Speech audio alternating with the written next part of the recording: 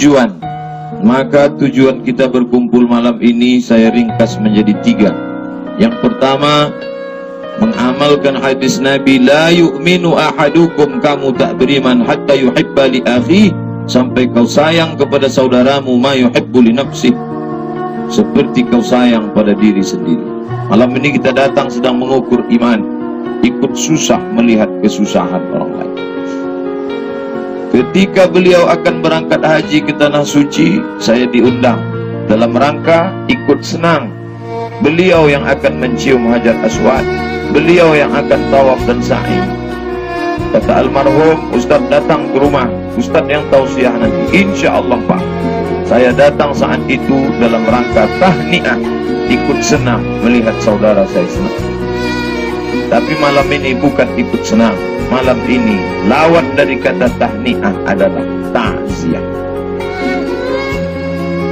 2 kalimat yang mirip dan berpasangan. Mungkin malam ini tahniah, besok malam ta'ziah. Pagi ta'ziah, petang tahniah. Yang penting intinya, ketika saudara mendapat nikmat, ikut senang.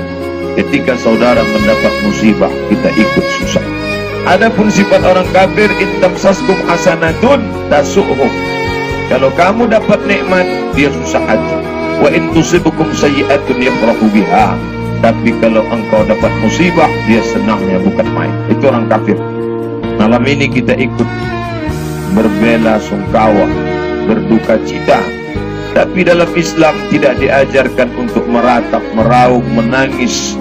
Kenapa ini bisa terjadi? Kenapa saudara kami yang sehat walafiat, yang masih muda, kenapa orang yang menjadi panutan, masih banyak anak-anak yang mengharapkan bacaan Al-Qur'annya. Saya baca beberapa hari ini kesedihan, anak kami masih belajar dengan almarhum, kami masih perlu bimbingan almarhum, kami masih ingin iktikaf dipimpin oleh almarhum. Kenapa begitu cepat? Ini bukan puasa kita. Di kulli ummatin ajal, idza jaa ajaluhum la yastakhiruna sa'atan wa la yastaqdimun. Tak bisa dimajukan, tak bisa dimundurkan. Inilah makna iman.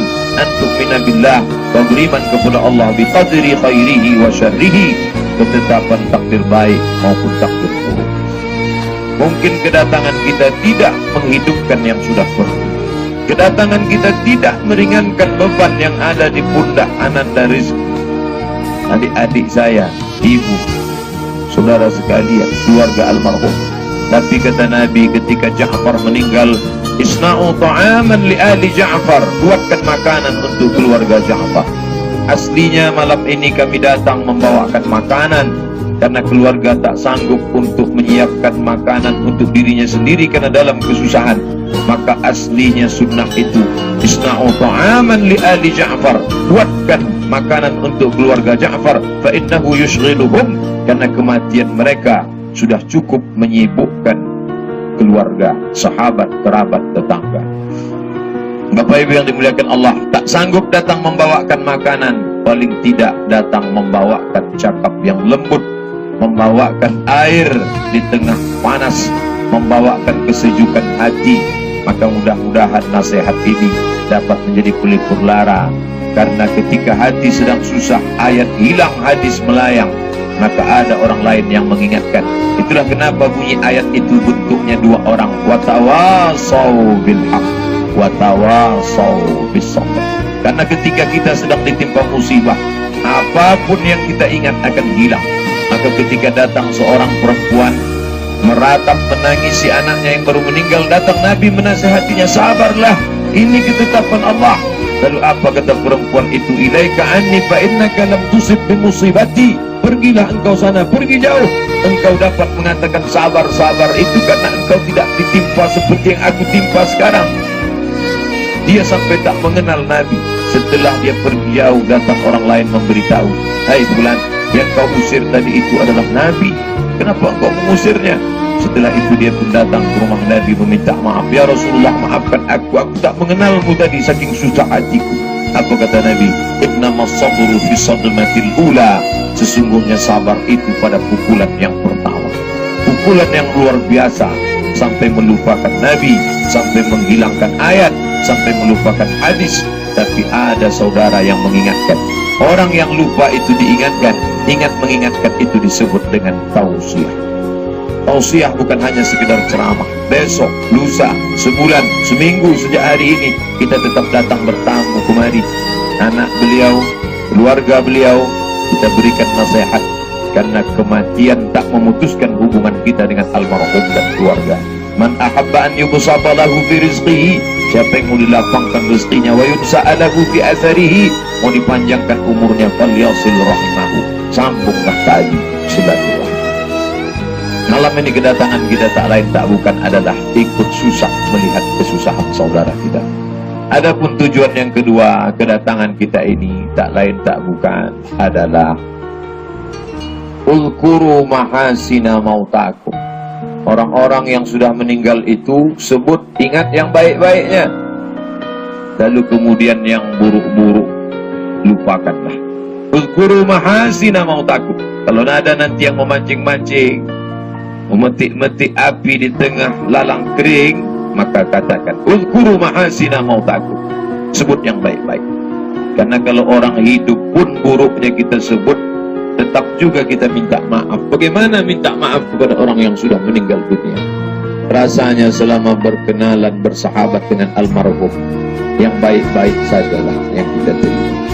Kebaikannya sebagai imam, bacaan Al-Qur'annya di bulan Ramadan. Tak terbayang bagaimana kita akan menyambut Ramadan akan datang. Biasa di 10 malam terakhir dia selalu berada di samping kita. Kadang dia jadi imam. Bagi ustaz, bagi para mubaligh yang ikut i'tikaf 10 terakhir jamaah bil khusus, ini pukulan luar biasa bagi kita. Yang selama ini beliau duduk bersama kita, beliau membacakan ayatnya, lalu Ustaz Al-Mukarram menjelaskan ayat hadis tafsirnya. Maka nanti di bulan Ramadan mungkin itulah yang membuat Bilal bin Abi Rabah tak sanggup tinggal di Madinah Al-Munawwarah ketika Nabi SAW meninggal. Begitu Nabi meninggal, dia langsung pindah ke Damaskus, Suriah. Tak sanggup dia mengumandangkan azan di Masjid Nabawi karena terbayang Nabi Muhammad. Bagaimana mungkin dia sanggup di Masjid Nabawi? Setiap akan iqamat, dia mengetuk pintu Nabi, ya Rasulullah, bolehkah aku iqamat? Kata Nabi, silakan, baru dia iqamat. Bahkan satu saat Nabi mengatakan, arihna ya Bilal, kami sudah tak tahan lagi ini, begitu berat ujian hidup ini, cepat kumandangkan iqamat wahai Bilal. Bilal pun iqamat. Nabi memanggil Bilal, Bilal ta'al, mari kemari. Sami'tu daffan na'laika baina yadayya fil jannah, aku dengar suara gesekan sandalmu dalam surga. Persahabatan yang begitu dekat. Tapi kemudian ketika Nabi meninggal, tak sanggup Bilal masuk ke dalam Masjid Nabawi. Pergi dia menjauh. Pemerintahan Abu Bakar 2 tahun, dia tetap di tempat yang jauh. Sampai akhirnya Umar bin Khattab naik menjadi khalifah. Umar meminta Bilal supaya pulang. Pulang Bilal. Kata Bilal, aku tak sanggup. Ini perintah dari khalifah Amirul Mukminin. Engkau mesti pulang mengumandangkan azan. Maka Bilal pun pulang. Sampai pada suatu malam di Madinah Al-Munawwarah, dan subuh itu dia pun mengumandangkan azan. Lama orang Madinah tak pernah mendengar suara azan Bilal, tapi subuh itu mereka mendengar suara azan yang dulu pernah mereka dengar ketika Nabi SAW masih hidup. Maka saat itu penduduk Madinah tersentak, terbangun. Ini tak pernah kami dengar sudah lama. Ini hanya ada ketika Muhammad hidup. Kalau begitu Muhammad hidup lagi. Ramai-ramai mereka datang subuh itu ke Masjid Nabawi karena mereka anggap Bilal azan, Muhammad hidup lagi. Tapi ternyata mereka hanya sedang melihat kesedihan yang baru. Bilal hanya diminta oleh Umar bin Khattab untuk mengumandangkan azan, yang pergi tak pernah kembali. Bagaimana kita nanti melewati Ramadan itu? Tentu dengan kesedihan, tapi kesedihan itu ditutup dengan ucapan kekuatan iman. Allazina idza asabathum musibah, mereka mengatakan qalu inna lillahi wa inna ilaihi raji'un. Sebutlah yang baik-baiknya saja. Kalau hanya sekedar berkawan, bersahabat mungkin biasa. Saya pulang tahun 2008, menjejakkan kaki kembali ke Pekanbaru setelah lama meninggalkan Pekanbaru.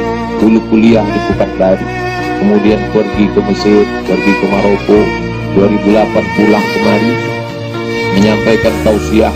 Disitulah berkenalan dengan almarhum. Lalu kemudian mulailah hubungan baik. Tidak hanya sekedar bersahabat dekat, bahkan tinggal satu rumah, satu tempat tinggal. ketika sama-sama menjadi dewan hakim musabaqah tilawatil Quran di Kuantan Singingi. Satu tempat tinggal, satu kamar, bertukar cerita sampai tengah malam bagaimana pengalaman beliau masa muda, bagaimana perjalanan pendidikan beliau dari mulai canggung sampai kuliah, bagaimana beliau menikah, anak-anak, keluarga. Oleh sebab itu ketika mendapat berita beliau meninggal, ini pukulan luar biasa. Kalaulah saya yang hanya kenal sekian hari, sekian tahun, bagaimana dengan keluarga, bagaimana dengan Pak Haji Abuya Amir MZ, dengan para pengurus Masjid Agung An-Nur yang berkenalan, bersahabat baik, yang berselalu bertatap muka, berjumpa. Ini pukulan berat buat kita semua. Tapi yang dapat meringankan itu tak ada lain, tak bukan kecuali iman, bahwa kita meyakini kita pun juga akan menyusul. Wa inna insyaallahu bikum lahiqun, kita pun juga akan menyusul almarhum. Bedanya beliau duluan dan kita akan datang belakangan. Bapak dan Ibu yang dimuliakan Allah Subhanahu wa taala, maka yang baik-baik sebutlah, tapi yang baik-baik itu jangan dihentikan. Bapak Ibu yang selama ini tetap menyupport anak-anaknya belajar tilawah, jangan dengan meninggalnya almarhum berhenti, terus lanjutkan, cari guru yang lain, buat lagi halaqah liqa di Masjid Agung An-Nur. Yang selama ini cinta dengan i'tikaf, terus laksanakan. Maka amal kelanjutan itu yang tetap mengalir kepada almarhum. Tetesan air mata menangis boleh. Umar bin Khattab pernah marah, kenapa kalian menangis? Jangan menangis. Lalu apa kata Nabi? Da'ahunna ya Umar, biarkan mereka menangis. Fa innan nafsa musabatun, karena sesungguhnya jiwa mereka sedang tertimpa musibah. Wal ainu dami'atun, dan mata meneteskan air mata. Nabi pun meneteskan air mata. Air matanya jatuh ke pipinya, menetes sampai ke jenggotnya, lalu menetes sampai ke pipi Utsman ibnu Mas'ud. Bukan istri, bukan anak, sahabat menangis di pangkuan Nabi. Sahabat pun meninggal, Nabi tetap menangis. Jatuh air mata Nabi ke pipi Utsman ibnu Mas'ud. Bukankah itu larangan? Ternyata yang dilarang itu adalah niyahah, meratap. Kenapa dia yang duluan dipanggil? Kenapa Allah tidak adil? Itulah yang dilarang. Adapun hadis yang menyebutkan innal mayyita la yu'azzabu bi bukai ahlihi, mayat diazab karena keluarganya menangis, maka kronologis di balik itu asbabul wurudnya adalah ketika orang kafir musyrik dulu menyewa grup kelompok menangis kalau ada yang meninggal dulu. Berpesan itu almarhum, nanti kalau aku meninggal, tolong panggilkan kelompok menangis, merataplah beramai-ramai. Makin banyak yang meratap, itu menunjukkan makin tinggi status sosial orang yang meninggal. Itu masih ada di daerah Sulawesi Utara, itu masih ada di daerah Sumatera Utara. Orang-orang yang belum masih mendapat ajaran Islam, mereka meratap, meraung melepas kematian. Orang Islam tidak begitu. Bahkan ketika Nabi meneteskan air mata saat Ibrahim anaknya dari yang dilahirkan seorang perempuan bernama Maria Al-Qibtiyah, Nabi pun menangis. Lalu apa kata sahabat? Ama radita ya Rasulullah, apakah engkau tidak ridha wahai Rasulullah? Kenapa engkau menangis? Kata Nabi, ini bukan air mata menolak keridhaan, ini bukan air mata menolak takdir, ini hanyalah air mata ungkapan kasih sayang. Tapi ketika tangan memukul kepala, menarik rambut, merobek kantong, laisa minna man darabal hudud wa syaqqal juyub. Siapa yang memukul pipi, menarik rambut, merobek jubah, menarik kantong, laisa minna, itu bukan umat Muhammad sallallahu alaihi wasallam. Bapak Ibu menangis, meneteskan air mata, menangisi yang sudah pergi tak salah, tapi terlampau larut menangis yang sudah pergi sehingga kita lupa memikirkan diri kita, ini menjadi masalah. Beliau sudah lepas dari ujian kehidupan 53 tahun kalau tak salah, melewati hidup dengan berbagai macam ujiannya. Beliau sudah lepas. Ibarat kita ini dalam penjara, ad-dunya sijnul mu'min, dunia ini penjara bagi orang beriman. Lalu kita yang dalam penjara melepas orang keluar penjara, lalu menangis meratapi orang yang keluar penjara. Ini orang tak mengerti hakikat hidup, bahwa kita menangis melepas dia pergi sedih. Ya, saya pribadi pun tak mengingkari itu. Saya menangis, meneteskan air mata, mengenang perjalanan bersama, mengenang budi baik tak terbalaskan. Tapi larut dalam itu sampai lupa bahwa kita yang masih dalam penderitaan yang berkepanjangan. Beliau insya Allah sudah lepas dari azab-azab kehidupan, sudah lepas dari berbagai siksaan. Yang jelas lepas dari siksaan asap, siksaan mati lampu, siksaan segala macam. Kita masih merasakan itu lagi. Kita masih merasakan penderitaan panjang itu lagi. Oleh sebab itu meratapi yang sudah pergi karena ini, maka itu perbuatan yang perlu diluruskan. Bapak Ibu yang dimuliakan Allah Subhanahu wa Ta'ala, mengenang kehidupan orang yang baik-baik, Nabi pun menyebut kebaikan Abu Talha. Abu Talha pernah berinfak bayrah. Nabi menyebut kebaikan Abu Dihdah. Abu Dihdah mewakafkan 600 batang kurmanya. Nabi menyebutkan kebaikan Utsman ibnu Affan. Nabi menyebutkan kebaikan Hanzalah. Sampai-sampai Nabi mengatakan anaknya itu dipanggil, ya ibna ghasilil malaikah, wahai engkau yang bapakmu dulu dimandikan oleh malaikat. Ini dalil boleh menyebutkan kebaikan-kebaikan untuk motivasi. Bapak Ibu yang tahu kebaikan almarhum, sampaikanlah, menjadikan motivasi buat generasi kita yang akan datang. Adapun yang terakhir adalah bahwa kita mengambil pelajaran dari kematian. Siapa yang tak kenal almarhum? Fisiknya besar, tinggi, sempurna, suaranya Masya Allah, semuanya.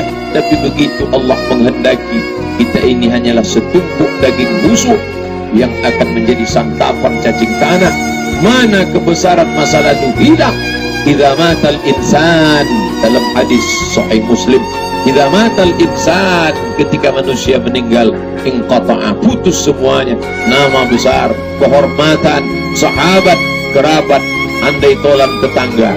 Janganlah mau disanjung-sanjung engkau digelar manusia agung. Sadar diri tahu diuntung, jasad terbujur, keranda diusung. Lalu yang dikenang orang apa? Ini Pak Ustadz, anak saya dulu beliau yang mengajar. Ini Pak Ustadz, saya tahu doa itu beliau yang mengajar.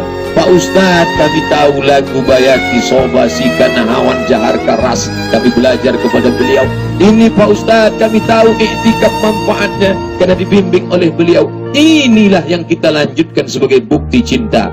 Mengambil iktibar, wa kafabil mauti wa'iza, cukuplah kematian sebagai nasihat. Ada nasihat yang disampaikan alim ulama lewat ceramah, tausiah, khutbah. Ada nasihat yang disampaikan para cendekiawan dengan tulisannya. Tapi ada pula nasihat yang tak berbunyi, tak berhuruf, tak bersuara. Inilah dia, kita ambil pelajaran. Man syahidal janazata, siapa yang menghadiri jenazah hatta tusalla alaiha, sampai disolatkan, lahu qirat, dapat pahala 1 qirat.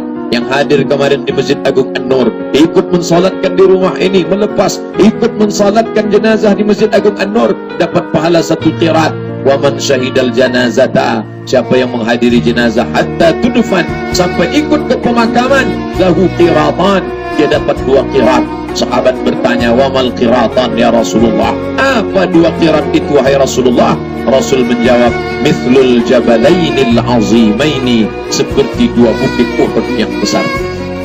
Kami tak dapat lagi mengulang yang lalu Pak Ustadz. Menyolatkannya tak ikut, memakamkannya tak ikut, menguburkannya tak ikut. Bersedihkah kita? Tidak. Karena sesungguhnya tidak putus hubungan kita dengan beliau. Masih ada yang tetap mengalir untuk almarhum. Nabi mengajarkan kepada Aisyah, Aisyah, kalau engkau lihat pemakaman Baqi, kalau engkau lewat di pemakaman Baqi, jangan lupa kau ucapkan Assalamualaikum ya ahlan diyar minal mu'minin, wa inna insyaallahu bikum lahiqun, yarhamullahul mustaqimina wal mustakhirin, nas'alullah lana wa lakumul afiyah. Apa maknanya? Doa tak pernah putus. Maka selesai salat, yang pernah menjadi murid almarhum, yang pernah menjadi sahabat dekat almarhum, jangan lupa Allahumma ighfir lahu warhamhu wa'afihi wa'fu anhu. Apa kata Imam Ahmad ibnu Hanbal yang dikutip oleh Imam Al-Baihaqi dalam kitab Manaqib Imam Syafi'i? Da'autu lisyafi'i 40 sanah fi salati. Setelah Syafi'i meninggal, aku mendoakan Syafi'i selama 40 tahun. 40 sanah, sejak dia hidup sampai meninggal, sampai setelah meninggal, aku tak pernah lupa mendoakan Syafi'i. Bukan di luar salat, fi salati, di dalam salat.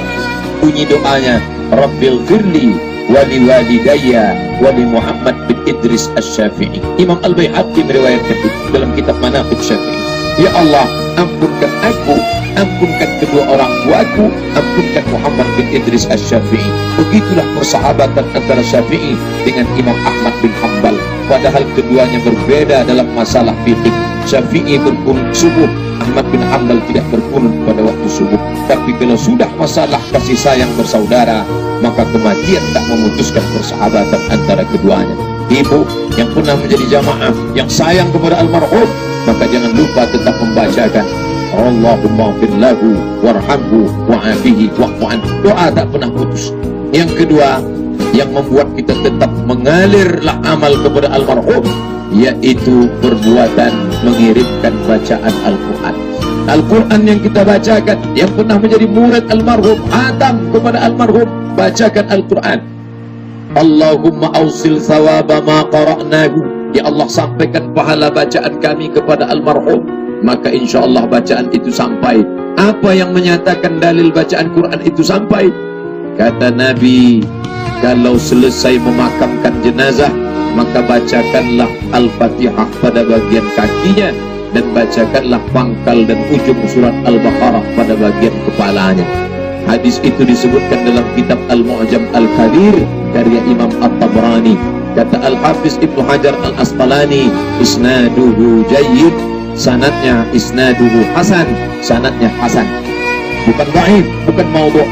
Seandainya tak boleh membacakan untuk orang yang sudah meninggal, kenapa Nabi berpesan bacakan Al-Fatihah, pangkal dan ujung surat Al-Baqarah? Dalam kitab Ar-Ruh yang ditulis oleh Imam Ibnu Qayyim Al-Jauziyah, murid Imam Ibnu Taimiyah, Imam Ahmad bin Hanbal melihat seorang buta membaca Al-Quran di atas kubur. Lalu Imam Ahmad bin Hanbal melarang, la taqra, jangan kau bacakan Quran di atas kubur itu. Lalu kemudian sahabat Imam Ahmad bin Hanbal bertanya, hai Ahmad bin Hanbal, apakah kau mengenal Mubashir Al-Halabi? Ya, saya kenal dia. Bagaimana status dia dalam periwayatan? Kata Imam Ahmad bin Hanbal, huwa thiqah, dia seorang periwayat yang terpercaya. Aku pernah mendengar Mubashir Al-Halabi berpesan, bapaknya berpesan, nanti kalau meninggal bacakan pangkal dan ujung surat Al-Baqarah. Karena dia pernah mendengar Abdullah ibn Umar berpesan, Abdullah bin Umar berpesan, kalau aku meninggal bacakan pangkal dan ujung surat Al-Baqarah. Maka sahabat pun melakukan itu, maka kita pun juga membacakan itu. Berdasarkan inilah menurut ulama mazhab Syafi'i, wa in qara'ul Qur'ana wa in khatimul Qur'ana, seandainya mereka sanggup mengkhatamkan Al-Quran, fahuwa hasanun, yang paling baik khatam. Saya pesankan kepada ananda almarhum, keluarga almarhum, saat rindu datang setan berbisik-bisik, maka pintu setan masuk lewat kalimat kalau. Kalaulah dulu, kalaulah dulu, kalaulah dulu, kalau satu kalau dia akan disusul kalau berikutnya, kalaulah dulu, kalaulah dulu, kalau. Fa inna lau miftah abwabus syayatin, sesungguhnya kalau itu adalah pintu setan masuk ke dalam hati manusia. Ketika hati berkalau-kalau, buka Quran, baca dari Al-Fatihah, masuk ke Al-Baqarah, pindah ke An-Nisa, pindah ke Ali Imran, pindah ke An-Nisa, pindah sampai ke khatam. Setelah khatam bacakanlah Allahumma awsil thawaba ma qara'tuhu, sampaikanlah pahala bacaanku kepada almarhum. Tak sanggup membaca khatam Al-Quran, pilih hatinya Al-Quran. Likulli syai'in qalbun, segala sesuatu punya hati. Wa qalbul Quran Yasin, hatinya Al-Quran adalah Yasin. Iqra'uha ala mautakum, bacakanlah untuk orang yang sudah meninggal dunia, bacakan Yasin. Man qara'a Yasin bilailatin, siapa yang membaca Yasin pada suatu malam, asbaha maghfuran lah, maka pada waktu subuhnya dia sudah mendapatkan ampunan Allah. Kalau ada keluarga almarhum sahabat murid membacakan Yasin malam Jumat, jangankan malam Jumat, dalam hadis disebut man qara'a Yasin fi lailatin, setiap malam. Tak disebutkan malam apa, malam ini, malam besok, malam Senin, setiap hati rindu bacakan Yasin, pahala untuk almarhum. Bagaimana status hadis ini? Kata Imam Abul Fida Ismail Ibnu Katsir dalam tafsir Al-Quranil Azim, isnaduhu jayyid, sanadnya baik, maka bacakanlah Yasin. Andai Yasin pun tak sanggup, maka jurus yang terakhir Ummul Kitab Al-Fatihah, tawaran tertinggi khatam. Sekhatam tak sanggup Yasin, Yasin tak sanggup Al-Fatihah, Al-Fatihah tak sanggup inna lillahi wa inna ilaihi raji'un. Apa bukti sayang, bukti cinta? Mana buktinya kalau memang betul sahabat dekat, kalau memang betul pernah menjadi murid? Bacakanlah ini kepada almarhum. Jangan hiraukan fatwa-fatwa yang mengatakan tak sampai. Imam Ibnu Taimiyah dalam kitab Majmu' Fatawa mengatakan sampai. Imam Ibnu Qayyim Al-Jauziyah dalam kitab Ar-Ruh mengatakan bacaan Quran untuk orang meninggal dunia sampai. Syekh Yusuf Al-Qaradawi salah satu fatwanya mengatakan bacaan Quran untuk orang meninggal dunia sampai. Syekh Wahbah Suhaili dalam kitab Al-Fiqhul Islami wa Adillatuh dalam bab jenazah mengatakan bacaan Quran untuk orang meninggal dunia sampai. Sayyid Sabiq dari kalangan mazhab Hanafi dalam kitab Fikih Sunnah mengatakan bacaan Quran untuk orang meninggal dunia sampai. Imam Nawawi dalam kitab Majmu' Syarah Muhazzab mengatakan bacaan Quran untuk orang meninggal dunia sampai. Imam Nawawi dalam kitab Al-Minhaj Syarah Sahih Muslim Ibn Al-Hajjaj mengatakan bacaan Quran untuk orang meninggal dunia sampai. Maka jangan hiraukan yang mengatakan tak sampai. Kalau sudah disebutkan hadisnya, disebutkan juga fatwanya, disebutkan juga ulamanya, ada juga yang mengatakan tak sampai, saya kehabisan dalil, tak ada dalil lagi. Habis sudah.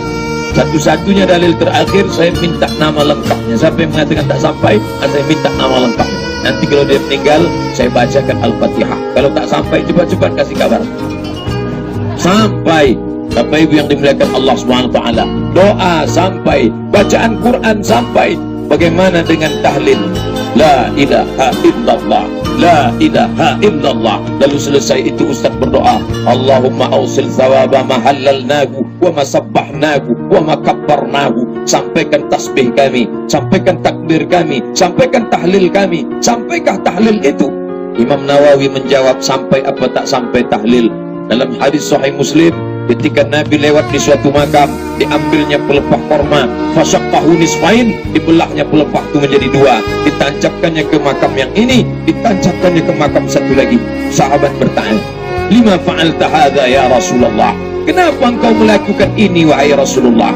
Kami tak pernah melihat orang menancapkan pelepah korma. Kata Nabi, innahuma la yu'azzabani. Ini dua makam ini sedang diazab. Wa ma yu'azzabani fi kabir. Mereka diazab bukan karena dosa besar. Yang satu diazab yamshi bin namimah, karena mengadu domba, membawa-bawa cakap. Yang satu diazab lam yastabri, maaf cakap, karena tak berbasuh, tak cepok, maka diazab. Lalu apa manfaat pelepah kurma itu? La'allallaha an yukhaffifa azabahuma ma lam yaibasa. Semoga selama pelepah kurma itu basah, maka ringan azabnya. Apa hubungan pelepah kurma dengan azab kubur?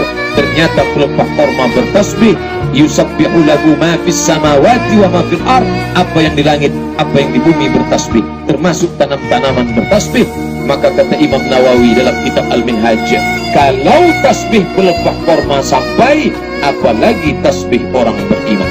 Itulah dalil kenapa kita bertasbih, bertahmid, bertakbir, dihadiahkan untuk almarhum. Kalau tasbih pelepah korma sampai, apalagi tasbih orang beriman. Kalau ada orang mengatakan tasbih pelepah korma sampai, tasbih Ustaz Abdul Somad tak sampai, itu penghinaan ke saya luar biasa.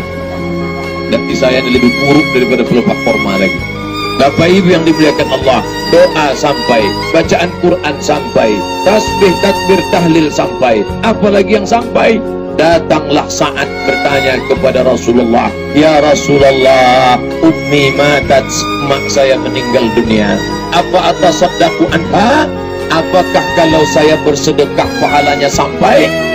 Saat sayang betul dengan maknya, kalau saya bersedekah sampai tak untuk mak saya? Kata Nabi, tasaddaq, bersedekahlah. Itu dalil bahwa sedekah sampai. Saat tak puas hati, dia tanya lagi, ayyus sadaqatu afdal? Apa sedekah yang paling afdal? Kata Nabi, saqiyul ma, memberi air minum. Kenapa Nabi menyebut air minum? Karena di jazirah Arab payah air minum. Membuat sumur bor ratusan meter ke bawah, bahkan bensin jauh lebih murah daripada air. Maka air, sumber mata air, buatkan sumur bor, niatkan untuk almarhum.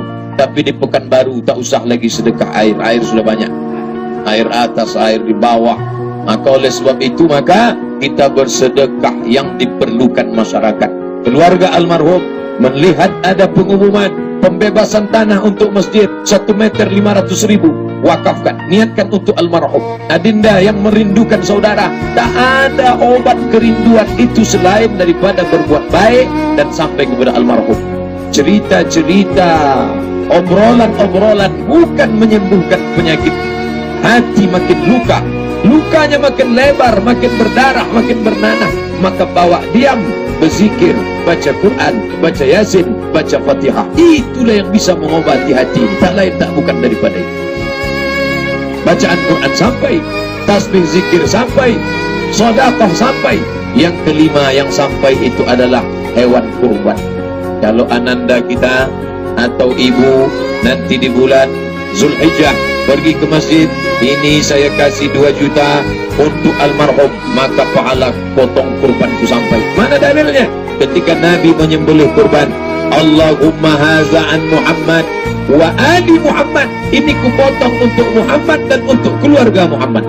Padahal waktu itu Nabi memotong di Madinah, sedangkan Khadijah sudah meninggal di Makkah. Itu dalil bahwa kurban sampai untuk Khadijah. Yang kedua, Nabi memotong lagi, Allahumma haza an Muhammad wa ummati Muhammad, ini kupotong untuk Muhammad dan untuk umat Muhammad. Seandainya tak sampai untuk orang meninggal, pasti Nabi katakan, ini kupotong untuk Muhammad dan untuk umat Muhammad yang hidup saja, yang meninggal tak dapat. Maka itu menunjukkan hadisnya am. Kata Syekh Ibn Utsaimin, sampai kurban untuk orang meninggal dunia. Dia berdalil berdasarkan hadis ini. Dia tak pakai Hanafi, Maliki, Hambali, Syafi'i. Dia langsung ke hadis. Kata dia sampai untuk orang meninggal. Karena Nabi memotong itu mengatakan, ini untuk keluargaku, ini untuk umat Muhammad sallallahu alaihi wasallam. Apalagi yang sampai? Yang keenam sampai untuk orang meninggal dunia itu adalah puasa. Mana tahu mungkin almarhum ada meninggalkan puasa karena sakit musafir. Tahu keluarga, laksanakan puasa qada untuk almarhum. Man mata, siapa yang meninggal dunia, wa alaihi siyamun, dia punya hutang puasa, soma anhu waliyuhu, maka ahli warisnya melaksanakan puasa untuknya. Bagilah beberapa hari yang tertinggal itu, laksanakan untuk almarhum. Kata Imam San'ani dalam kitab Subulus Salam, Syarah Bulughul Maram, tidak ada ikhtilaf ulama tentang masalah mempuasakan orang meninggal sampai pahala puasa. Yang ketujuh, haji. Almarhum sudah melaksanakan haji, keluarga tak perlu menghajikan. Tapi kita yang punya keluarga belum melaksanakan haji, pernah ada niat dibadal hajikan, tapi dengan memilih orang yang amanah. Jangan serahkan ke TKI TKW yang mafia badal haji. Dia dengan modal sertifikat, tasbih 1 dan sajadah, dibuatnya stempel palsu. Bukan itu yang saya maksudkan. Ini ada orang terpercaya, orangnya dapat amanah, maka kita serahkan. Haji itu sampai. Mana dalilnya? Ketika Nabi mendengar seorang sahabat waktu haji wada, apa kata dia? Labbaik Allahumma syubrumah, aku menghajikan syubrumah. Labbaik Allahumma syubrumah, aku menghajikan syubrumah. Nabi bertanya, man syubrumah? Siapa syubrumah itu? Dia menjawab, akhi, syubrumah itu saudara. Syubrumah itu saudara kandungmu. Engkau menghajikan syubrumah? Ya. Kata Nabi, kau sudah haji apa belum? Belum. Hajikan dulu dirimu, baru hajikan syubrumah. Ini menunjukkan bahwa ibadah haji pun sampai. Haji sampai, puasa sampai, kurban sampai, doa sampai, zikir sampai, baca Quran sampai. Pak Ustaz, kata jamaah, ini bertentangan dengan hadis yang Ustaz sampaikan 7 ini bertentangan. Bukankah Nabi menyebut iza matal insan, kalau orang meninggal inqata'a, putus. Kalau sudah putus mana bisa dikirim lagi? Ini dia tak paham makna hadis ini. Makna inqata'a itu adalah orang yang meninggal itu amalnya putus. Dulu dia bisa baca Quran, setelah meninggal dunia putus. Dia qari, setelah meninggal dunia putus. Dia pun ceramah, setelah meninggal dunia tak ada lagi bisa ceramah. Bapak Ibu hadir malam ini di masjid nanti, tapi besok lusa datang SMS, hadiri tabligh akbar, penceramah almarhum Abdul Somad. Tak ada, putus. Orang yang meninggal dunia putus. Lalu makna putus itu apa? Kalau Abdul Somad meninggal, maka Abdul Somad itu putus amalnya. Yang dimaksud amal di situ amal taklifi. Dia tak bisa lagi sholat, dia tak bisa lagi puasa, dia tak bisa lagi haji, dia tak bisa lagi i'tikaf, dia tak bisa lagi berzikir. Amal Abdul Somad itu putus, tapi amal orang lain ke Abdul Somad tetap sampai. Maka pahami hadis itu baik-baik. Di mana letak dhamir inqata'a amaluhu, amal dia putus. Kalau Abdul Somad meninggal, amal Abdul Somad putus. Tapi Pak Asyari membacakan Al-Fatihah untuk Abdul Somad, sampai Ustadz Zulfikar Abdul Malik membacakan zikir tahlil untuk Abdul Somad, sampai. Kalaulah tak sampai amal orang hidup untuk orang mati, maka tak mungkin ada sholat jenazah. Sholat jenazah itu amal orang hidup untuk orang meninggal. Allahumma fir lahu warhamhu wa'afihi wa'fu anhu. Maka difahamilah dengan baik. Bapak Ibu yang dimuliakan Allah Subhanahu wa taala, itulah 3 pesan singkat yang dapat saya sampaikan malam ini. Yang pertama, kita ikut bersusah hati melihat penderitaan saudara. Yang kedua, mengenang kebaikan almarhum, kita lanjutkan di masa yang akan datang. Yang ketiga, mengambil pelajaran dari kematian. Ingat, hubungan kita sebagai murid, sebagai sahabat, sebagai keluarga tak pernah putus dengan almarhum. Tetaplah sambung dengan mengirimkan amal-amal yang soleh. Terima kasih atas segala perhatian. Mohon